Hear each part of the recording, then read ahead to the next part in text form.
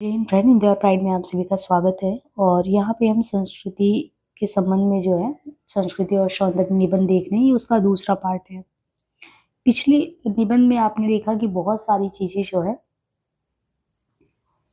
स्पष्ट रखी हुई है हमारे सामने द्विवेदी जी के संदर्भ में नामोर्जी में।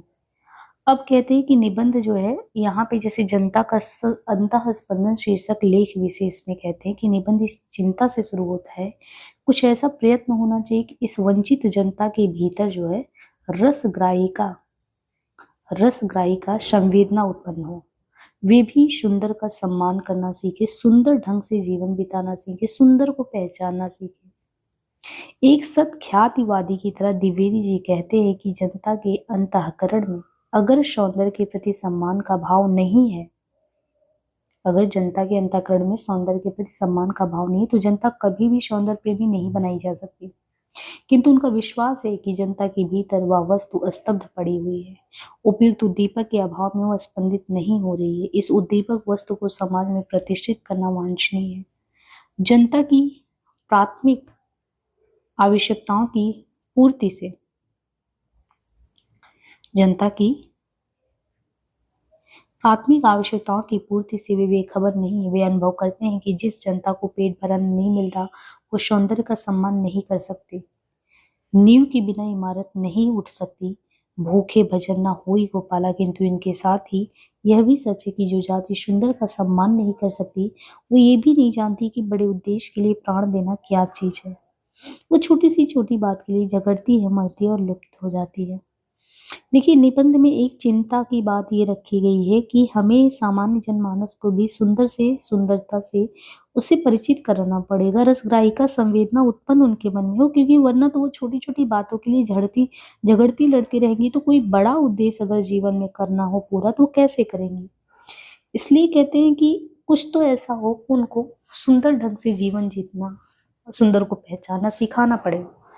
और द्विवेदी जी खुद कहते हैं कि अगर जनता के अंतःकरण में सौंदर्य के प्रति सम्मान का भाव नहीं है, तो वो कभी भी सौंदर्य प्रेमी नहीं हो सकती। और लेकिन एक चीज और भी है, जनता की जो प्राथमिक आवश्यकता है उनकी पूर्ति से भी वे बेखबर नहीं है। उनका अनुभव कहता है कि जिस जनता को अगर पेट भर अन्न ही नहीं मिल रहा, वो सौंदर्य का सम्मान क्या करेगी। इसलिए नींव के बिना इमारत नहीं उठ सकती। भूखे भजन न हो ही गोपाला। किंतु इसके साथ भी यह भी सच है कि जो जाति सुंदर का सम्मान नहीं कर सकती, वो ये भी नहीं जानती कि बड़े उद्देश्य के लिए प्राण देना क्या चीज है। दोनों चीजें हो गई। नींव के बिना इमारत नहीं उठ सकती, भूखे भजन न होई गोपाला।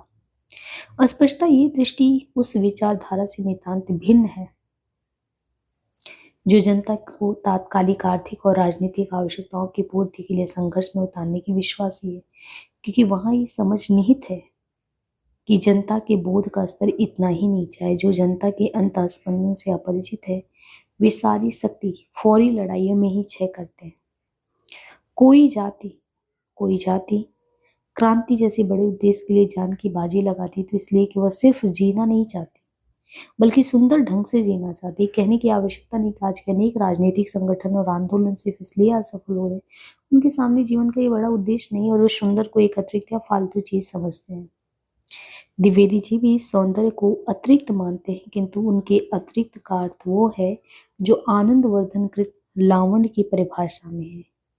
तो कहते हैं कि आज के लोग ना सुंदर मतलब कि जिंदगी को बहुत बेहतर तरीके से जीना, लेकिन लोगों को ये फालतू चीज लगता है। लेकिन द्विवेदी जी का जो सौंदर्य बोध है, वो इसको अतिरिक्त तो मानते हैं, लेकिन वो अतिरिक्त का अर्थ है जो आनंदवर्धन कृत लावण्य की परिभाषा में, वो किसी वस्तु के प्रसिद्ध अवयव से कोई भी नहीं है, उनसे अतिरिक्त है, और फिर भी उन अवयव को छोड़कर नहीं रह सकता। सो सौंदर्य रूप नहीं है, लेकिन रूप को छोड़कर रह भी नहीं सकता।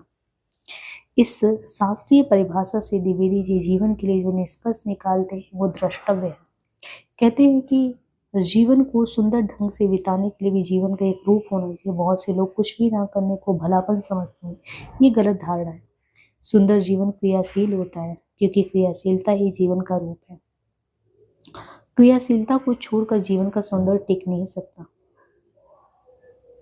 द्विवेदी जी के अनुसार इस भाव से चालित जनसमाज अंततः राजनीतिक और आर्थिक शक्तियों पर कब्जा करने के प्रयास से कम पर संतुष्ट नहीं हो सकता, क्योंकि समाज समाज व्यवस्था को ज्यों का त्यों स्वीकार कर लेना एकदम असंभव हो गया है।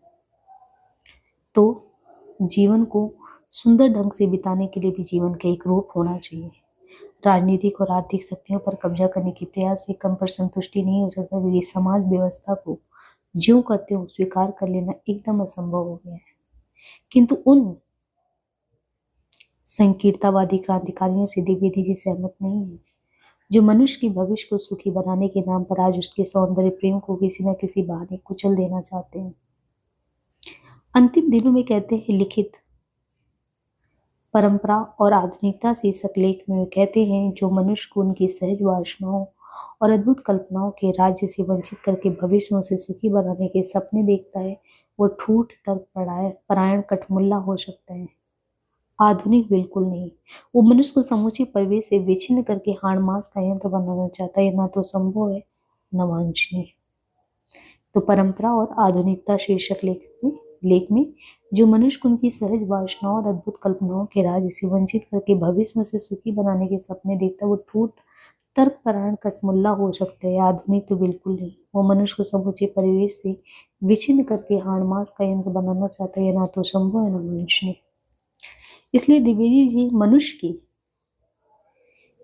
मनुष्य की समस्त रचित्री आनंदनी वृत्ति का विकास आवश्यक समझते, क्योंकि चित्रकला, मूर्तिकला, वास्तुकला, धर्म विधान और साहित्य के माध्यम से उसी वृत्ति को अभिव्यक्ति मिलती है। ये आकस्मिक नहीं है कि अंतिम दिनों में वे सौंदर्य शास्त्र पर लालित्य मीमांसा नाम से एक पूरी पुस्तक लिख रहे थे। अपने प्रिय कवि कालिदास पर कालिदास की लालित योजना नामक पुस्तक पूरी करके वे स्वयं लालित्य शास्त्र पर ही व्यवस्थित और सांगोपांग विचार करना चाहते थे। उनके जीवन की सुदीर्घ सौंदर्य चिंता और सौंदर्य साधना की यह स्वाभाविक परिणति थी। दुर्भाग्य से उस पुस्तक के केवल 5 ही निबंध पूरे हो पाए, पर उनसे भी उनकी व्यापक और मौलिक सौंदर्य चिंता का कुछ आभास मिल ही जाता है। उन्हें इस तथ्य का एहसास है कि भारतवर्ष में इस प्रकार की किसी अलग साज की कल्पना नहीं की गई है, परंतु काव्य, शिल्प, चित्र, मूर्ति, संगीत, नाटक आदि की आलोचना के प्रसंग और विविध आगमों में चरम सुंदर तत्व की महिमा बताने के बहाने इसकी चर्चा अवश्य होती रही है। इसलिए अपनी इस छिन्न किंतु समृद्ध परंपरा के आधार पर उन्होंने लालित्य चिंतन के भव निर्माण का प्रयास किया है। तो कह रहे हैं कि अंतिम दिनों में वो क्या लिख रहे थे? सौंदर्य शास्त्र पर लालित्य मीमांसा नाम से एक पूरी पुस्तक, वो भी अपने प्रिय कवि कालिदास पर कालिदास की लालित योजना नामक पुस्तक पूरी करके। यानी अंतिम दिन में वो लिख क्या रहे थे? सौंदर्य शास्त्र पर लालित मीमांसा नाम से एक पूरी पुस्तक। वो अपने प्रिय कवि जो कालिदास, उन पे कालिदास की लालित योजना नामक पुस्तक पूरी करके वे स्वयं लालित शास्त्र पर ही व्यवस्थित और सांगोपांग विचार करना चाहते थे। यानी जो प्रिय कवि कालिदास है, उनके कालिदास की जो लालित योजना नामक पुस्तक, उसको पूरी करके उनका टारगेट था पूरा करके फिर जो है हम लालित शास्त्र पर व्यवस्थित सांगोपांग विचार करेंगे। लेकिन अंतिम दिनों में वो सौंदर्य शास्त्र पर लालित्य मीमांसा नाम से पूरी पुस्तक लिख रहे थे। ये हमें समझना है, करना चाहते थे और लिख रहे थे। लिख क्या रहे थे, यहाँ पे अंतर ये नहीं तो गड़बड़ होगा। अंतिम दिनों में वो सौंदर्य शास्त्र पर लालित मीमांसा नाम से एक पूरी पुस्तक लिख रहे थे। अपने प्रिय कवि कालिदास पर कालिदास की लालित योजना नामक पुस्तक पूरी करके वे स्वयं लालित शास्त्र पर भी व्यवस्थित और सांगोपांग विचार करना चाहते थे। उनकी जीवन की सुदीर्घ सौंदर्य चिंता और साधना की यही स्वाभाविक परिणति थी। लेकिन क्या हुआ, दुर्भाग्य से उस पुस्तक के केवल 5 ही निबंध पूरे हो पाए, पर उनसे भी उनकी व्यापक और मौलिक सौंदर्य चिंता का कुछ आभास मिल जाता है। इस तथ्य का एहसास ये कि भारतवर्ष में इस प्रकार की किसी अलग साज की कल्पना नहीं की गई, परंतु काव्य, शिल्प, चित्र, मूर्ति, संगीत, नाटक आदि की आलोचना के प्रसंग और विविध आगमों में चरम सुंदर तत्व की महिमा बताने के लिए बहाने इसकी चर्चा अवश्य होती है। इसलिए अपनी छिन्न किंतु समृद्ध परंपरा के आधार पर उन्होंने लालित्य चिंतन के वह निर्माण का प्रयास किया। इस प्रयास का पहला सूत्र है कि वे सौंदर्य को सौंदर्य न कहकर लालित्य कहना चाहते हैं, क्योंकि प्राकृतिक सौंदर्य से भिन्न किंतु उनके समानांतर चलने वाला मानव रचित सौंदर्य उनकी दृष्टि में विशेष महत्वपूर्ण है। वो सौंदर्य को सौंदर्य न कहकर लालित्य कहना चाहते, क्योंकि प्राकृतिक सौंदर्य से भिन्न किंतु उनके समानांतर चलने वाला मानव रचित सौंदर्य उनकी दृष्टि में विशेष महत्वपूर्ण है। ललित वह इसलिए है कि मानव द्वारा लालित है। सौंदर्य की इस मानववादी धारणा का स्रोत द्विवेदी जी ने अपनी परंपरा से ही ढूंढ निकाला।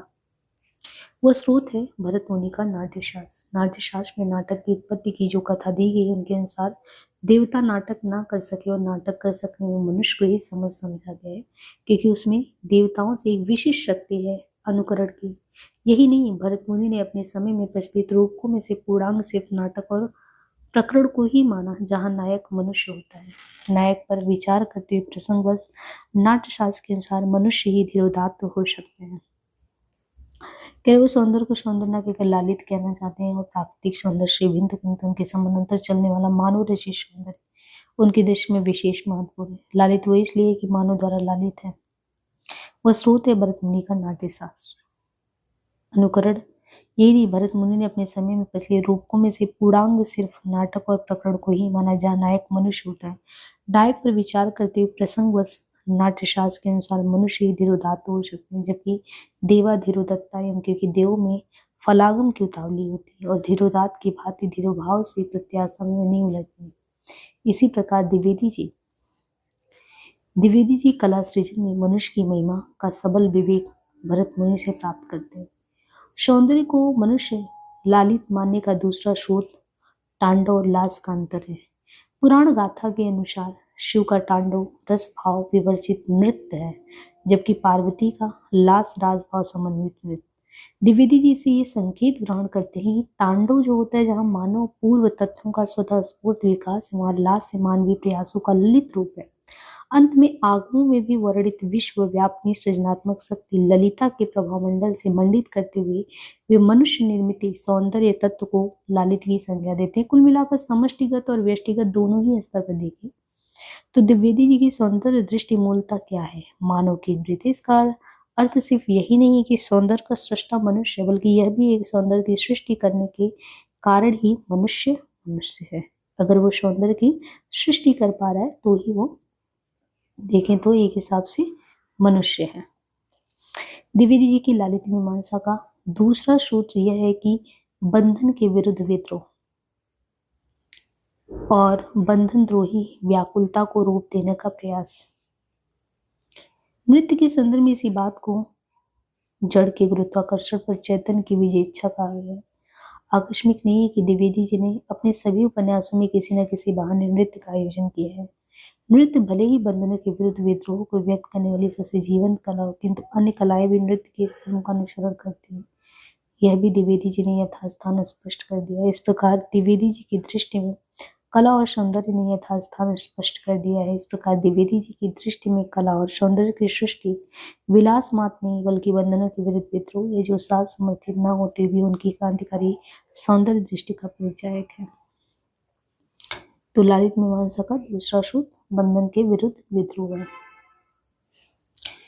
द्विवेदी जी की लालित मीमांसा का तीसरा सूत्र क्या है? सौंदर्य एक सृजना है, मनुष्य की सृष्टि इच्छा का परिणाम। उल्लेखनीय लालित मीमांसा के प्राप्त अंशों में सबसे अधिक विचार शीश रक्षा पर है, जिसका स्पष्ट अर्थ है कि मनुष्य की सृजनशीलता पर सबसे अधिक बल देना चाहते थे।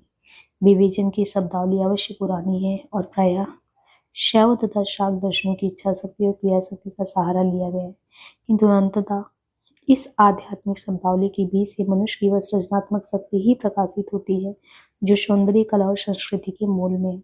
इस सृजनशीलता के संदर्भ में उन्होंने उन रूढ़ियों की भूमिका पर भी विचार किया जो कलाकार के लिए सब समय बाधक ही नहीं होती, बल्कि कभी कभी साधक या सहायक भी हो जाती है। अंत में द्विवेदी जी एक ऐसे समग्र भाव के रूप सौंदर्य की स्थापना करते हैं जो धर्माचरण, नैतिकता आदि जीवन की सभी प्रकार की अभिव्यक्तियों को छाप कर, सबको अभिभूत करके, सबको अंतर्ग्रंथित करके समग्र भाव का प्रकाश करते। उन्हीं के शब्दों में, भाषा में, वितंग में, धर्म में, काव्य में, मूर्ति में, चित्त में बहुधा अभिव्यक्ति मानवीय इच्छा शक्ति का अनुपम विलास ही वो सौंदर्य है जिसकी मीमांसा का संकल्प लेकर हम चले। मीमांसा दुर्भाग्यवश अपूर्ण ही रहेगी, पर संकल्प सार्थक है।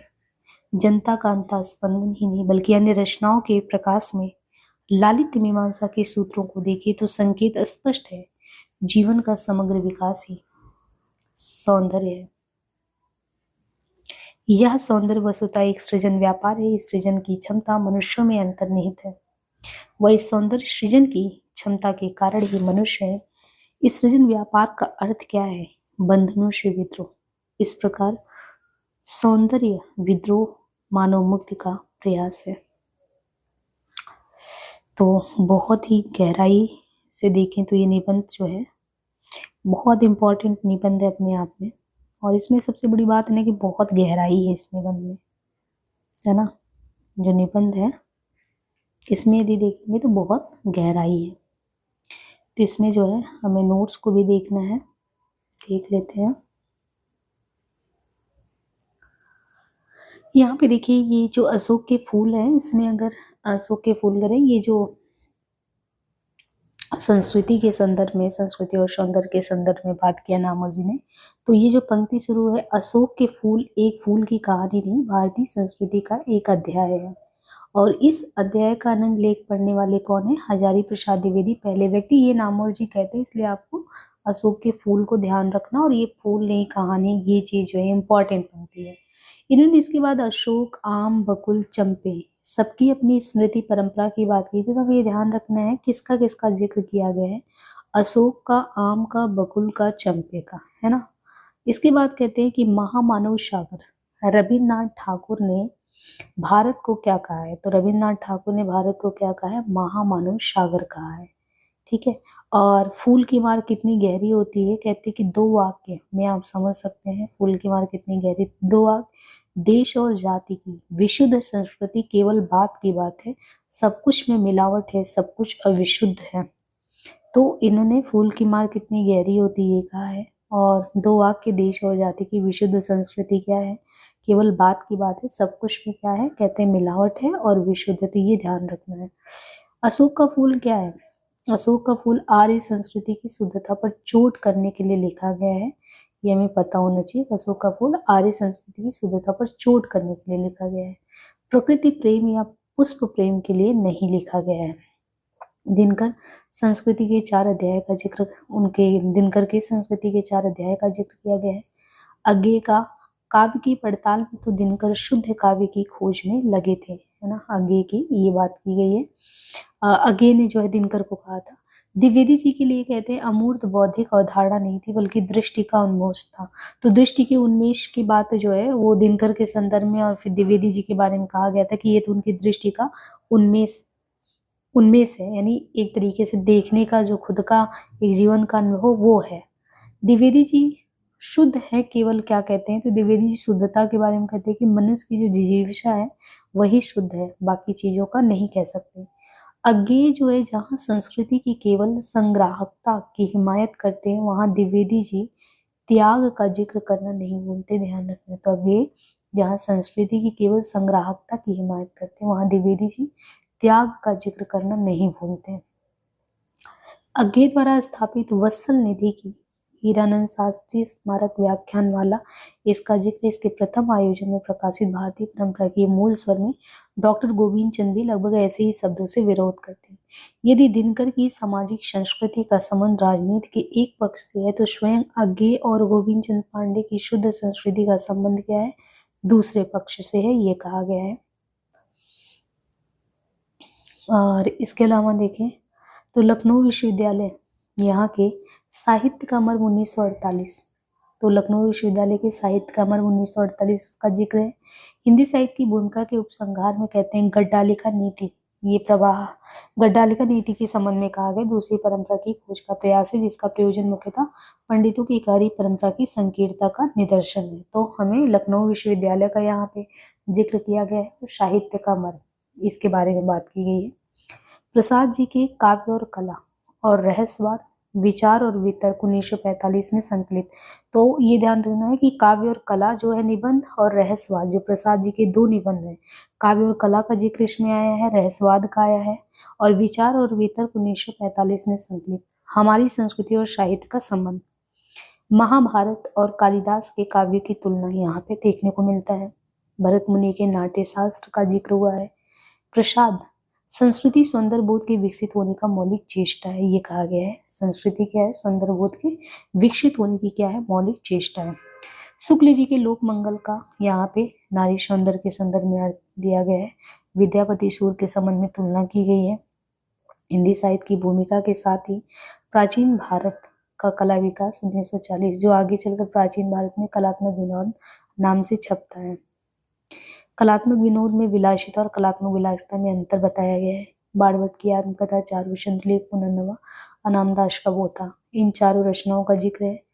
मेघदूत एक पुरानी कहानी 1957 के पूर्व पुष्पलाभी मुखानम वाले 26वें छंद पर बात की गई है। निराला के श्याम तन भरा बधाई यवन, वो तोड़ती पत्थर, ये ध्यान देना कि इसका जिक्र हुआ है इसमें निराला के। दिनकर का भी हुआ है, निराला का भी जिक्र हुआ है ना। और रविन्द्रनाथ के शांति निकेतन का जिक्र हुआ है, कैसे वहाँ संगीत वगैरह का वातावरण रहता है। और विचार प्रवाह 1959 में जो है, इसमें संकलित जनता का अंतःस्पंदन शीर्षक लेख है। द्विवेदी जी भी सौंदर्य को अतिरिक्त वस्तु मानते, पर आनंदवर्धन कृत लावण्य की परिभाषा में। तो ये कुछ चीजें हैं जो बिल्कुल ही आपको, देखिए निबंध इसको ना एक बार नहीं 2 बार वीडियो सुनिए, क्योंकि ये बहुत इंपॉर्टेंट निबंध था। लेकिन इसमें जो एकदम इम्पोर्टेंट है, जिसको लास्ट टाइम में रिवीजन करना, वो इतने पॉइंट करने हैं। बाकी संस्कृति सौंदर्य को बार बार सुनेंगे ना, तो वो आपको बहुत अच्छी समझ देगा, और समझने पे ही बहुत सारे इसके उत्तर निकल के आएंगे। तो मुझे उम्मीद है बहुत अच्छे से आपको ये निबंध समझ में आ गया होगा। धन्यवाद।